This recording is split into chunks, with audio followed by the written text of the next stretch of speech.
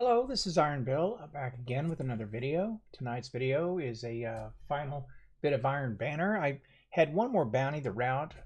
It was a little over 50%, actually on all three of my characters, and I decided to play a little bit of solo tonight, see if I could advance that at all or quickly enough to make it worth my time to do it, because to be quite honest, it is a +2 pinnacle, but man, the grind to have to do it is just more than I want to put up with right now. And it turned out to be a busier weekend at home than I thought it was going to. And have family in from out of state, and they're still here, and just stuff going on. And plus, I train still, even though I don't compete athletically, I still train. And I'm having to build that up a little bit. So just a lot of background stuff going on. So I'm going to go ahead and run the footage here. And believe this is a little play on Rusted Lands. I'll get it going here. And I'm running Vigilance Wing, and something I did tonight is I modded up my armor a bit so that I could take advantage of stacks of light and actually buff my damage when I had stacks of light on a pulse rifle. And I want to see if it made a difference. Now the trade-off on that is, of course, I had lower resilience, lower recovery, and a slightly lower mobility. The thing about Vigilance Wing is it is a two-tap kill, particularly if you have stacks of light. If you get all your headshots, I mean, it would be anyway. But it's pretty much a sure thing if you get stacks of light. But in order to do that, you got to get a couple quick kills, or your teammates have to, in my case, have to break the shield of a shielded enemy, which is typically PvE, with the shield piercing weapon, which you're just not going to see that often. So I wanted to really lean into the Vigilance Wing. I also have a sidearm on me here, and my switching is not bad when I want to do it, but I really want to kind of expand what I can do with the Vigilance Wing. And second thing, this is not controller. I'm doing keypad, which is something I hadn't really put a lot of time into in Iron Banner and Crucible because I was just getting walloped so hard. But I'm starting to feel better about it, especially after I get that weapon swap straightened out. And my movement is not terrible. I still don't use vertical enough with the Hunter. I actually have it set up for a triple jump, and I probably ought to have it for the double jump instead. But what I do get from this is I'm able to be on point a lot better. And you see I finished that guy off with headshots there. Now, the whole trick to the Vigilance Wing for me is you've got to keep range, or you have to have a distracted opponent like that. You'll see there's are a couple of guys running around with Suroses here that when they get me inside of their range and I allow them to spin that up and walk into me, well, they're going to eat me alive. Now, at range, if I can keep the distance enough, and like right here, that guy, he's in my wheelhouse there. Now I only got an assist on it, but yeah, and why our own guy suppressed us with that grenade, I don't know. But I went head glitch here a couple of times in the match, and it's a good place to do it typically because especially like if you're on your one zone and they're going to press for the triple cap, you can actually get a nice little run going there pretty well if they don't lead in hard with a wither horde or a grenade to push you out of there. And oftentimes they won't. They come in. They don't look on that step. I always do because I figure somebody's going to be there. But okay, now here's the Suros guy. I let him spin it up and walk into me. I was mid range there. I shouldn't have pushed that encounter at all. I should have just gotten out of there. And that's just bad decision making. But see, I don't feel bad about that because if I die to my own stupidity, which I often do, well, that's on me, and I can't blame the game for that or matchmaking or anything like that. And though tonight, I don't think I had a match that went over 16 kills, I didn't feel like that was too bad under the circumstances. It was actually an improvement. The reason I'm not pushing this guy here is I have really nothing to counter a shotgun. And I figure if I pushed into him, I was just going to meet Mr. Fellwinter. And okay, so here we go.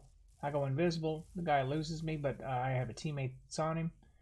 So you see here that I'm actually active, and I waste that tether there, by the way. But I figure if he steps outside of that, he might have himself a problem if he comes out the wrong way, which he did not do.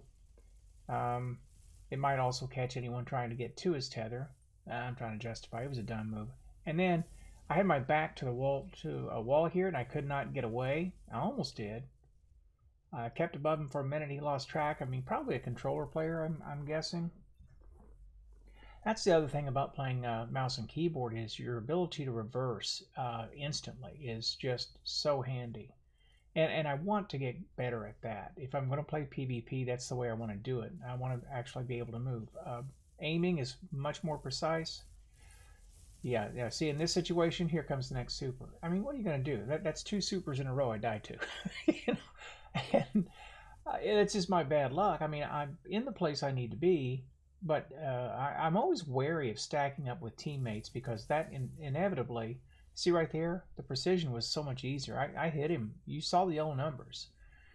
He didn't strafe, and it was pretty much a straight up duel at mid range, and I came out on top because I landed the headshots. Okay, so here I'm hull down on the hill here, and I'm just waiting to see. We've got a lockout here, and we've managed to take the lead. We do have one guy balling out on our team, and this guy, see, he didn't look for me there, and it's too late. After it was a three tap there for him. That guy almost took, and he realized he was losing that fight, got the heck out, tossed a grenade, or a weather horde in, I think is what that is. And I get out of there, catch this guy on the other side, and you notice how consistently now I'm hitting those yellow numbers. Now, if I'm on controller, I'm going center mass because it's bouncing all over the place, and it's just a lot steadier on mouse and keyboard. So for me, this is the way to go. Now I'm going to lose to the Suros because there he is again. It's the same guy. He spins that sucker up, and at that close range, there's no way in the world I'm going to win that. And so, what I'm feeling out here is what fights I can win and which ones I can't. Now I get flanked there, and that's just my silly map awareness or lack thereof. That's the second guy running the Suros. Actually, it looked like there were a couple of them doing it. Now, if I could keep them at standoff range, then yeah, I'm going to eat their lunch. But this is a close match. We're 97-97, and I can't afford to play too passively. So I'm trying to position in such a way that if, like, I'm checking that angle right there, the crack, because I know someone's going to peek, and he does, and I get him. There's another one there too, but I begin, I think, to get wary of to my right that something's going on that I need to keep an eye on. And there he is. It's the Suros totem guy, and there are 3 or 4 guys on A now, and I realize that, and I realize after the Suros takes me down again that I don't need to push into that area. My teammates are there. They clean that up. I want to head over to C, and I think it's occupied. Yeah, there are 2 guys there at least, and I can't push in there. I can't help out. I mean, I decided to do it anyway, go invisible, but there's a grenade in there that softened me up, and then I exit, and I exit right into their spawn. I mean, that's just unfortunate for me. By the time I saw what was going on, I had 2 people behind me and 4 in front of me. So that's just the way it goes. So anyway, the synopsis is this. Even though it wasn't a great game by anyone's standards, it's an improvement in many ways, and I'll take it. And I don't mind playing PvP when it's like that. I mean, it's not super fun. 12 kills, 1.5. Yeah, not a great game. But, yeah, I'll pause it there. Don't need to loop it. But, honestly, I can see a path to improvement on that. I don't know if I just hit a spate of just bad luck, although I don't think so, because for 3 or 4 days there, it was intolerable.